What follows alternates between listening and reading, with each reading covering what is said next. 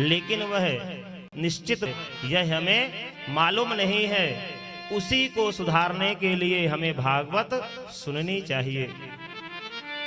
आइए भागवत के प्रथम स्कंद जो प्रथम महात्मा है, पहला श्लोक में हम लोग सब प्रवेश करते हैं। और यह भागवत जो है हमें और आपको सबको ज्ञान, वैराग्य और भक्ति जैसे हमारे अंदर प्रविष्ट हो, ऐसा हमें यह ग्रंथ सिखाता है।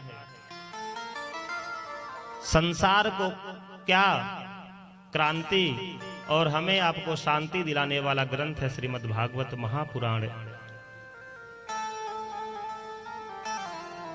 इस ग्रंथ में जिसकी सच्ची निष्ठा हो गई, जिसने अगर सच्चे मन से सुन लिया, अपने जीवन में उतार लिया, धारण कर लिया, वास्तविकता में वह दोबारा इस धराधाम में नहीं आया। उसका मानो 84 का जो चक्कर है वह कट जाता है। लेकिन कथा सुनने से जो कथा का फल है उसका भेद अलग हो जाता है। आइए सभी भागवत जी के महात्म का पहला श्लोक हम सब गुनगुनाते हैं। सच्चिदानंद रूपाय विश्वोत्पत्त्यादिहेतवे तापत्रय विनाशाय श्रीकृष्णाय वयं नमः। यहाँ व्यास जी ने क्या किया है? ये नहीं कहा कि अहम नमः, अहम मतलब मैं, और वयम मतलब हम सब। हम सब में सब आ गए, श्रोता भी वक्ता भी, क्योंकि है भागवत हम सबका है। सच्चिदानंद हम अगर इस शब्द बोले तो उनसे इसमें हमें 3 शब्द प्राप्त होंगे। इसका संधि विच्छेद करेंगे और व्याकरण की दृष्टि से अर्थ लगाएंगे तो क्या संधि विच्छेद बनेगा? सत प्लस चित प्लस आनंद। अब यहाँ प्रश्न उठता है कि सत क्या है? क्या यह कोठियां हैं जो हमें दिखाई देती हैं? 20-20 माले की जो हम बिल्डिंग देखते हैं बड़े बड़े शहरों में, क्या यह सब सत्य है? जितना भी संसार का वैभव है, धन है, संपत्ति है, क्या है वास्तविकता में यह सब सत्य है? यह सत्य नहीं है, क्योंकि यह एक दिन नष्ट हो जाएगा। और सत्य उसे कहते हैं जो प्रारंभ में भी हो और मध्य में भी हो और अंत में भी हो। सबका इस संसार का प्रलय हो जाए, लेकिन जो भगवान सत्य स्वरूप है उनका कभी अभाव नहीं होता। तो सत्य स्वरूप ही भगवान श्री कृष्ण है। फिर चित, चित यानी प्रकाश, चैतन्य स्वरूप। अगर हमें पुस्तक या कोई ग्रंथ या कोई हमें कहानियां पढ़नी है, हम कमरे में बैठे हैं और लाइट या बिजली या प्रकाश की कोई सुविधा नहीं है, तो हमें पहले सबसे पहले प्रकाश की सुविधा करनी पड़ेगी, तब हम पढ़ पाएंगे। लेकिन भगवान वेद में कहते हैं, वेद में वर्णन ही है, चंद्रमा मनसो जात चक्षुः सूर्यो अजायत। जो यह चंद्रमा और सूर्य हैं भगवान नारायण के क्या हैं? दोनों नेत्र हैं। उन्हें किसी प्रकाश की जरूरत नहीं है। ऐसे जो भगवान सत्य स्वरूप है उन्हें हम प्रणाम करते हैं, जो चित्त स्वरूप है प्रणाम करते हैं। तीसरा शब्द है आनंद। आनंद हकीकत में क्या है? क्या अच्छे हम सुंदर से होटल में अच्छे व्यवस्था में अगर हम बैठ करके या आनंद लेते हैं तो क्या वास्तविकता में आनंद वही है?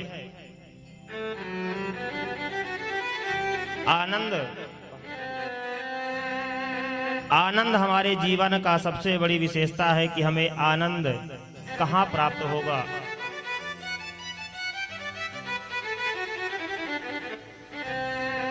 और दूसरी विशेषता है कि आनंद का आज तक कोई उल्टा बना ही नहीं है, विलोम शब्द। सुख का दुख, विद्वान का मूर्ख, धनवान का निर्धन इत्यादि विलोम शब्द हैं, आप सब लोग परिचित हैं। लेकिन आनंद का विलोम शब्द नहीं है, क्योंकि जब मथुरा में कंस के कारागार में माता देवकी और वसुदेव जी के प्रत्यक्ष भगवान प्रकट हो गए, वहां से कहां गए? गोकुल।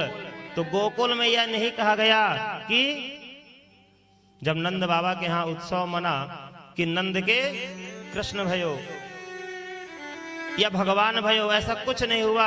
नंद के आनंद भयो, क्योंकि आनंद स्वरूप भगवान है। अगर वास्तविकता में हम भगवान से लगन लगा लें, मन में अपने उनके दिव्य स्वरूप को बैठा लें, तो हमें आनंद की अनुभूति होने लगती है। और वास्तविकता में संसार का असली आनंद भी यही है,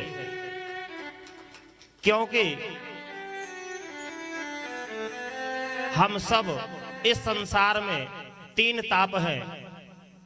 सच्चिदानंद रूपाय, रूपाय में चतुर्थी विभक्ति है भगवान नारायण के लिए। रूपाय विश्वोत्पत्त्यादि हेतवे तापत्रय विनाशाय, तीन प्रकार के जो ताप हैं, तीन प्रकार के ताप से ही इस दुनिया में चाहे कोई महात्मा हो, चाहे कोई संत हो, चाहे कोई भगवंत हो, चाहे कोई मुनि हो, ऋषि हो, गृहस्थ हो, सन्यासी हो, सब इन तापों से ही ग्रसित हैं। तुलसीदास जी भी लिखे हैं, दैहिक दैविक भौतिक तापा राम राज्य काहू ही व्यापा।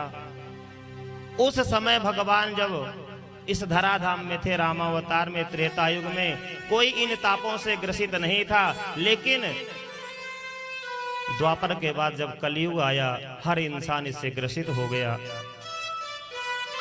दैहिक दैविक और भौतिक,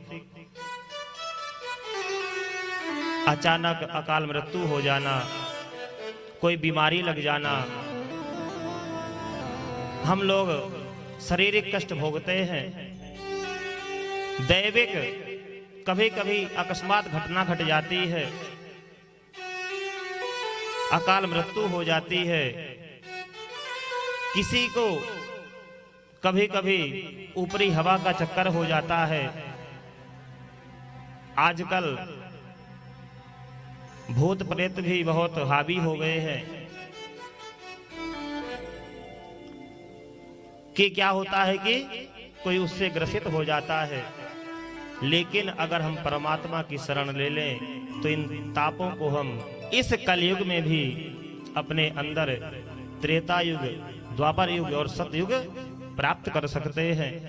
और अभी भी सब चारों युग हैं, हमारे केवल मन की एक परिकल्पना है। सुबह आप उठिए, आपका विचार अच्छा होगा, मानिए उस समय क्या चल रहा है, सतयुग चल रहा है। फिर मध्याह्न में क्या होता है, त्रेता युग। हमें जीवन में क्या कैसे सीखना चाहिए, कार्य इत्यादि करने के लिए हम बाहर निकलते हैं। त्रेता में यज्ञ बहुत होते थे, सतयुग में धर्म कर्म होते थे। द्वापर हमारा जो विचार है, बुद्धि है, सही रहती है। लेकिन रात्रि में जब कलयुग का होता है तो हमारा जो बुद्धि रूपी है काम के प्रति ग्रसित हो जाती है। व्यास जी कहते हैं कि सत, चित और आनंद, इन तीन शब्दों को अगर हम अपने जीवन में बैठा लें, यही हमारे जीवन के परम जो लक्ष्य हैं, जो भगवान हैं। कौन? चाहे राम हो, चाहे कृष्ण हो, चाहे शंकर हो, कोई भी हो, लेकिन हमारा जो इष्ट है उसके ऊपर हमें अटूट प्रेम होना चाहिए, विश्वास होना चाहिए। और जब तक हमें विश्वास नहीं है तो हम कितना भी भागवत सुन लें, कितने भी कथा करा लें, हमारा कल्याण होने वाला नहीं है। शास्त्र भी कहता है विश्वासो फलदायकः, हमें विश्वास करनी पड़ता है। जैसे कि अगर कहीं डॉक्टर के पास हम जाएं, दवाई लेते हैं, तो डॉक्टर कहता है कि इतना बड़ा मर्ज फैल गया है कि यह हाथ काटना पड़ेगा। तो हाथ हम डॉक्टर के भरोसे क्योंकि जीवन चाहिए तो हाथ कटवाना पड़ेगा। डॉक्टर ने कह दिया तो हम मान लेते हैं, लेकिन जिसने वह हाथ दिया है उसके ऊपर हमें विश्वास नहीं होता है। मंदिर में हम लोग मूर्ति की प्रतिष्ठा करते हैं, बड़ी श्रद्धा होती है, लेकिन यह जो भगवान की चलती फिरती मूर्तियां हैं उसके प्रति हमारे मन में काम, क्रोध, लोभ, मोह, मद, मत्सर इत्यादि द्वेष भावना भरी हुई है। इनको सबको अपने मन से हटा करके स्वच्छ बनाइए और परमात्मा के सुंदर सत्य स्वरूप और चित्त स्वरूप और आनंद स्वरूप इन तीनों को जब अपने अंदर विराजमान करेंगे तब हमारे अंदर जितने भी अज्ञान हैं, जितने भी पाप हैं और जितने भी दूसरों के प्रति हमारे मन में मलाल है सब नष्ट विनष्ट हो जाएंगे और परमात्मा हमारे हृदय रूपी में प्रवेश करेंगे। आज बहुत सुंदर सब हम लोग तीर्थ में चलते हैं, जो नैमिषारण्य तीर्थ है। सत्यनारायण की कथा भी प्रारंभ होती है तो नैमिषेसूत महा और भागवत भी नैमिषारण्य क्षेत्र से ही प्रारंभ होती है। वहां पर बैठे हैं कौन है?